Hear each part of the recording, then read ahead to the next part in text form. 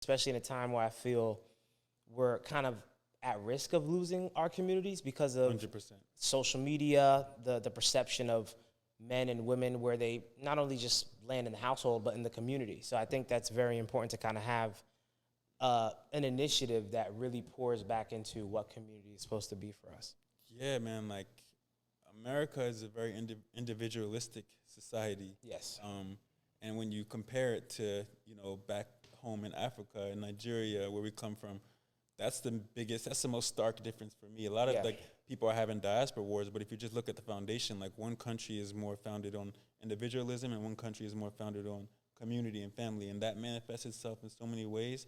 That's why a lot of, us have these issues, but if you look at the government, they don't intentionally think about how do we build community amongst the citizens. Nope. That's not what their priority is. It never has been. So I think it's just a lack of community, and we just got to take that into our own hands. We can't keep complaining about it, right? So. And speaking to the diaspora wars component, I definitely agree. There's a cultural dissonance, I would say, but also that the communication, like the points where these things come apart, it's really just a lack of, I would say, understanding in certain points, because there's a lot of similarities in the cultures, but where they're today allows for conversations that are just not beneficial. Mm-hmm. And when we lean into it and give it energy, I feel it doesn't give us the proper space where it's like we can acknowledge and respect each other's perspectives, but there's a level of it that is more divisive than positive towards any forward progression.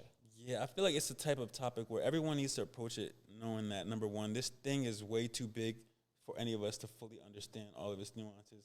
Yeah. No one can sit here and say they know why each culture behaves this way, why. Yeah. No one can, it's so complex. So you have to have that foundational level of understanding, this thing is bigger than me and bigger than I will be able to comprehend. Yeah.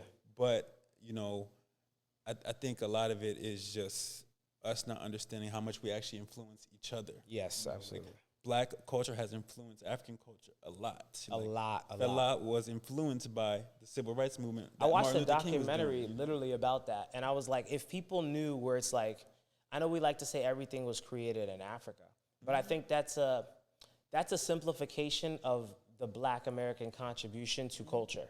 Where it's like, if I leave a place from an idea that I got there, but then I come and develop this entirely new product based off of what I learned, but it's a different thing entirely now, you can't say that place made it. No, it helped influence it, but I created something completely different. So something completely different. Giving the respect to that is important when we have these conversations, because you can't just dumb it down and say, oh, everything's made in Africa.